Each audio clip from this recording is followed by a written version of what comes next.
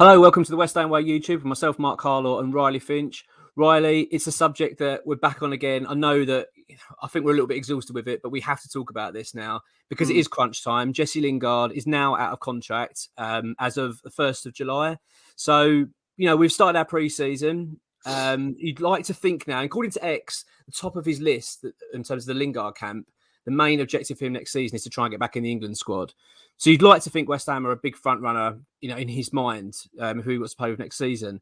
But I suppose we need to sort of stand back from it a little bit and actually think of it from the Lingard's point of view. I know how we all feel about it. I think the fan base are getting a little bit exhausted. Firstly, mate, what's your thoughts on it? Are you still of the opinion that, I know you're a bit frustrated with it, but do you think that West Ham should be his number one choice? Yeah, I mean, if I'm going to put myself in Lingard's shoes, you've got Everton, Tottenham, Newcastle and ourselves in for him. Would you really want to go to Everton after the season they've just had? Do you think you can get into the Tottenham team? I know Champions League is an attractive option for them, but again, he said he doesn't want to play sort of down south. He'd rather play up north. And then, is Newcastle really that attractive of a club to play for at the moment? You feel like West Ham's that middle ground where, yes, you're going to have to go down to the south, but you've already lived there for 6 months and supposedly enjoyed it. You've got a house down there. You've got some friends down there now already. You're loved by Moyes. You're liked by the players. You had arguably the best 6-month return of your career ever at West Ham. And you managed to get in the England squad for the first time in, God knows how many years. So, yeah, it just seems like it would be advantageous for all parties if Lingard was to join. But yeah, put myself in Lingard's shoes. Maybe he thinks there's a bit too much competition at West Ham. He obviously wants to play regular football. If we're talking about the left wing spot, we've got Fornals and Ben Rama there, who I would say, for me, are not going to move straight out the way for Jesse Lingard, in my opinion. Maybe Moyes would say different. And then number 10 role, we've got Lanzini, who's pretty invaluable at the moment. So is Lingard thinking to himself, am I going to get regular football at West Ham at the moment? I think you're right. I mean, that's something, to be honest, I've not really ever considered in this. I mean, you're right. I mean, he's not guaranteed to start. I mean, the only thing I would say is that in terms of an counter argument for that is, and you did kind of allude to that, is that he is a top target for David Moyes. He clearly really wants the player. So much so it seems that we're kind of taking our eye off the ball, it seems, which we can come to in a minute. But my feeling is that if he came to West Ham, I think he's pretty much guaranteed a start in effect. I think Moyes really does rate him that highly. I think he trusts him. And I think after the impact he had last time around, I can't really see him being too far away from the first team starting off. But yeah, and you look at the other competition. Okay, so he's got if it is logistics, let's just say it is up north. He wants to remain. Everton. I mean, really, you're going to go to Everton? Just scraped by the skin of their teeth for staying in the league. I can't really see them having a very good season. That's my just general feeling of it. They've just sold Richarlison, who's arguably their best player. It doesn't really scream a club that you want to be playing for at the moment. And as far as I know as well, I don't believe they're in too great a shape financially. Everton, so. Let's be honest, it's not as a football player wanting to get into the England squad and progress in your career or with the last stage of your career, let's say, and do well. I don't think Everton's a great option. Newcastle, yeah, okay. There is the argument that they're a club on the up. I mean, they've got a big investment now, new manager. I can see them being pretty decent next season. I can see them being a top half team at least anyway. But the only argument you could say then is, but okay, go and play for Eddie Howe. But he's never played for Eddie Howe before. He doesn't know if he's going to fit into his system. He could go there and find himself in a position where he's not actually playing as much. So there's always that risk. I suppose the only thing that he can get there at Newcastle is probably a better wage.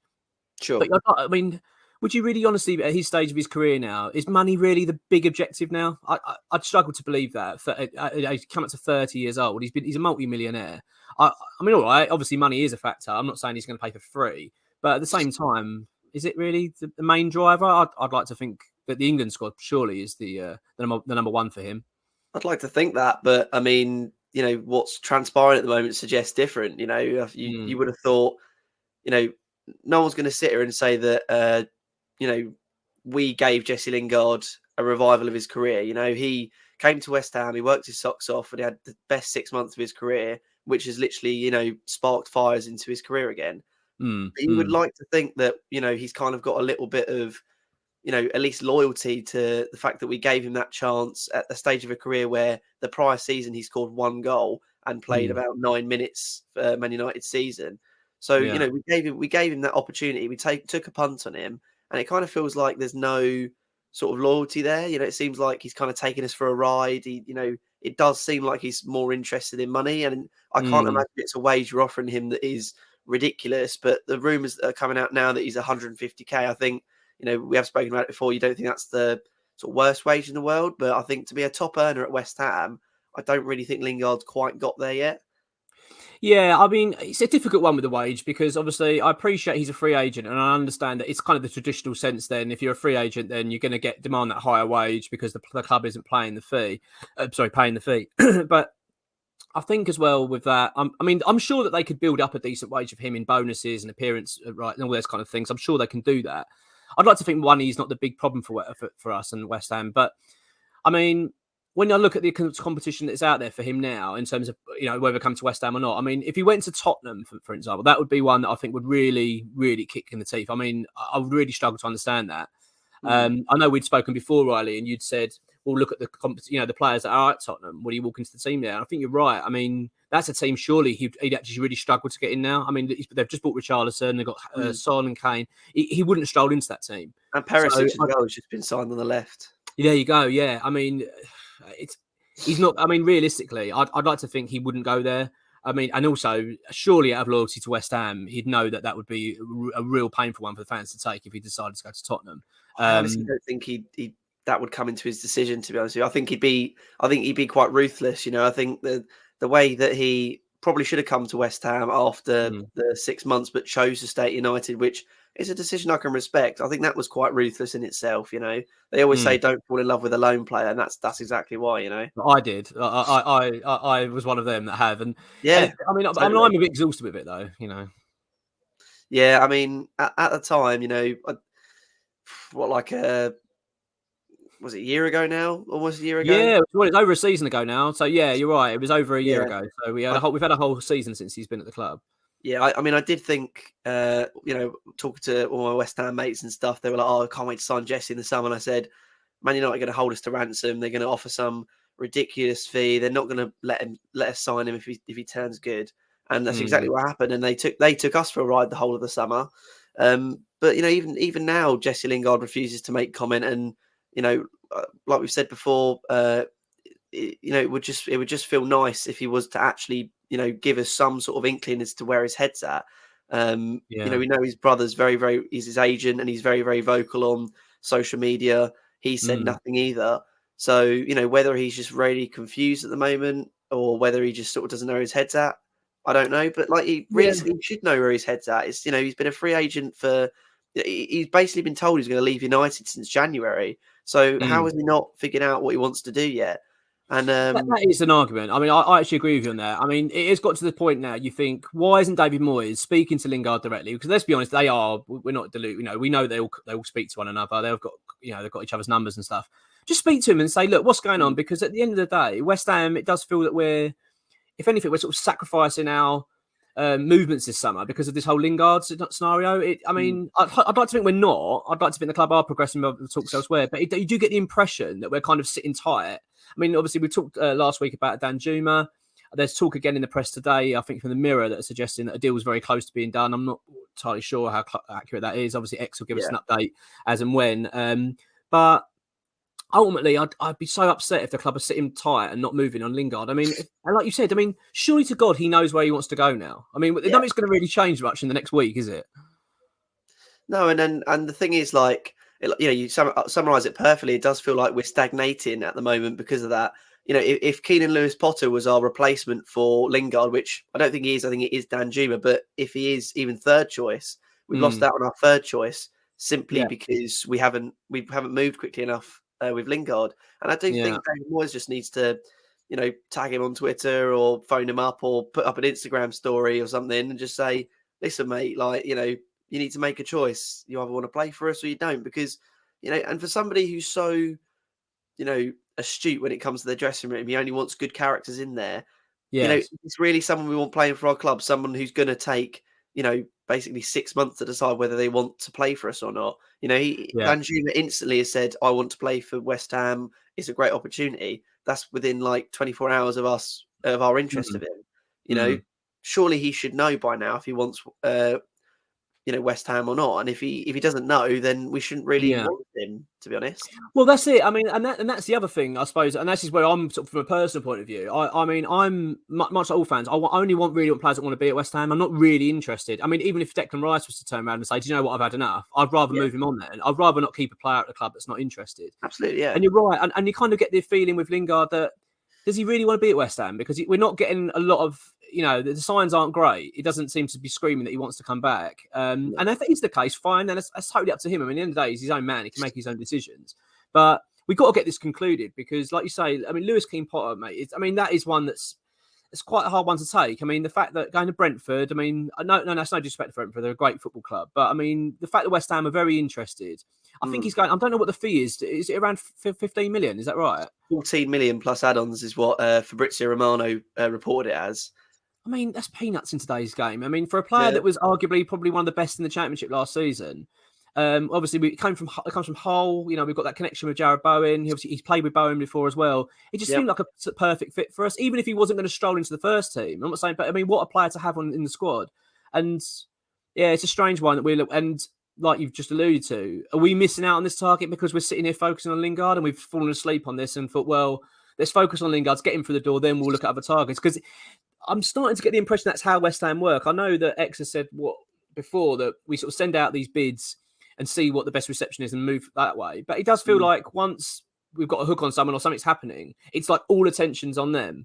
And we don't think about anything else other than getting this player over the line. And I struggle to understand why we're like that because we've seen it window after window where our key targets have moved on elsewhere because it just feels like we just take our eye off the ball.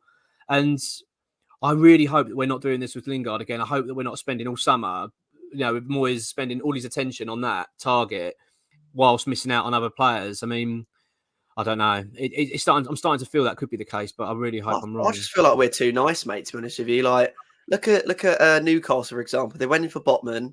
They couldn't get him, so they tried to hijack our bid for our guard. And then, like a couple of days later, they managed to get Botman because Lille dropped their price. Yeah.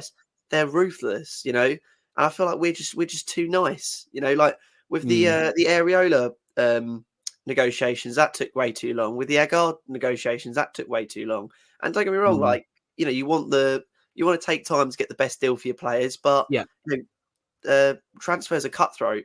You've got to be quick. You've got to be in there. And as X always says, the deal's never done until you see the player with the shirt in his hand. You've got to be quick. You've got to move quickly. You've got to be ruthless. And I just think sometimes we're a bit too nice. I think David Moyes is too nice. Yeah. I mean, we get he gets accused of the whole Diver and Dave situation, and you do get the impression there's too much considering and too much thinking. I mean, my opinion is the target should have been listed out a long time ago. They should have gone into the summer going, we know that the sort of 6 or 7 players we want to bring in, we're going to go out to get them. I appreciate you're not going to get every target. I'm not saying that that's as easy, and I appreciate there is a lot of challenges and hurdles to overcome. But you're right, and we do seem a bit like we're a bit too nice in the market, a bit too soft. And also it does feel like we're obsessed with trying to get deals, the best deal we can. And all right, I'm not having a go at that because I appreciate we are a business as well. But we haven't got time for this. We've got a big summer coming up. We're in a big summer, got a big season coming up. And you think, just get on with it. Just get the players done. I mean, at the end of the day, like all right, we're talking about the Lingard. If Moyes really wants Lingard and he said to the board, that's my number one target, I want to get him in. If he's saying I want 150 grand a week package, just get it paid, get it sorted and get it over the line. I mean, at the end of the day, you're not paying the 15, 20 million you'd have probably paid for him anyway if he was available on a transfer. So you're saving money anyway. And also, you're not spending the money up front, are you? It's an outlay for the next 3 or 4 years. So I'm sure you can just budget for it and get it done. And at the end of the day, it's what it gives the club a lift. It gives players like Rice and Bowen that kind of, well, look, West Ham are getting business done. All for what? Saving 10 grand a week. If we can knock off, I just sort of think for the grand scheme of things, get it done. Especially if it means that, at the end of the day, like we've said, if the West Ham are focusing on one target at a time, and they are at the moment focusing on Lingard, then how long is this going to drag on for? Is Lingard going to say to us, oh, look, give me another month while I sit here and think, and we're going to go, all right then, and just keep looking at the phone and going, while all other targets are moving on? I really hope I'm wrong, but it is starting to go down that way. But frustrating, isn't it? I honestly do have an image of David Moyes, with a phone in his lap, cuddled up in a blanket, just sort of staring out the window, waiting for him to ring. Yeah, every time the door goes, it's like, delivery or You get a snapshot memories message exactly. Yeah, I've just yeah. got The that doorbell image goes from to here. Deliveroo. Yeah, not But if Lingard. You know? he is Moyes' number one, then he needs to be ruthless. He needs to just go in there and say, look, Yeah, you're my number one. This is the wage we're going to offer you. We're not offering you any more than that.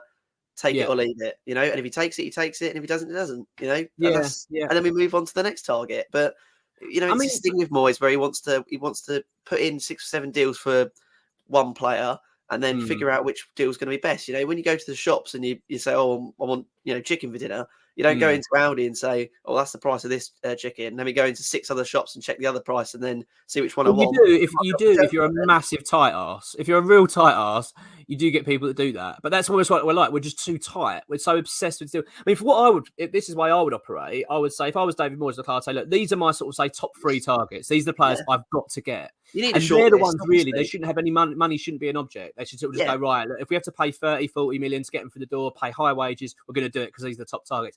And the ones that are on the second tier, they're the ones you go, look, I appreciate these. I'm happy to have a bit of a pick of these, and you can go around and try and get the best deal you can. But I mean, if Lingard is a number 1 target, I don't really understand what the problem is. What if it is a case of we're talking about an extra 20 grand, 10 grand a week issue? Then I'm struggling to understand why that's a problem for a club of our size. Now we should just be getting this done. But yeah, you're right. I mean, it is frustrating. Another thing you mentioned, Riley, was Sonny Perkins as well. The subject. So, what's your feelings on that?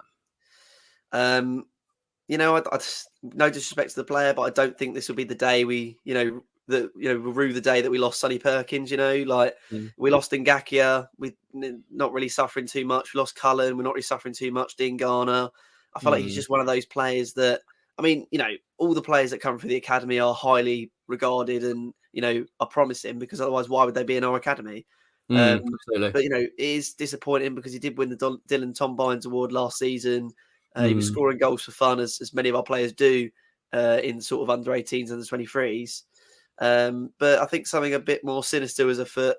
Apparently, Leeds or another club was sort of in for him and gave him an offer that tempted him not to sign with West Ham. And the club, on social media were and on their website were very outraged, it seemed, by it. But the player as a whole, I think good luck to him. But it's not really a big concern for me.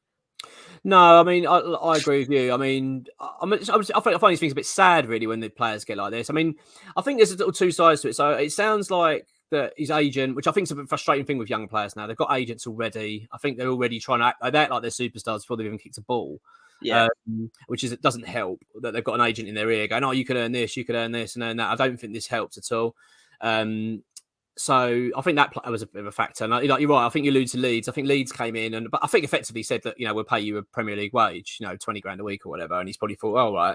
And he's probably earning, $1 grand a week, whatever he's on here, a couple of grand a week at West Ham. So you kind of understand your head's been turned a bit. I get that. But at the same time, he's only a young lad. You're still developing. You've got many years to be earning lots of money. So I don't know why there's a big urgency suddenly to go and earn a lot of money.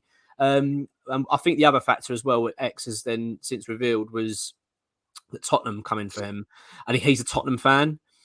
So, I mean, look, as you say, good luck to him. I mean, I only want players that want to be at the club, like we've already said. And if he doesn't want to go and he wants to play for his team that he supports, I kind of get that. I do understand it, but I just think it's a bit shoddy the way it's gone. He's been at the club all this time, all these years. We brought him up, and it's a bit sad that it's ended this way. But like you say, well, I hope so. Anyway, we don't rue the day. But I like you, I'm not overly concerned. I think it's just something we just got to live with and move on from.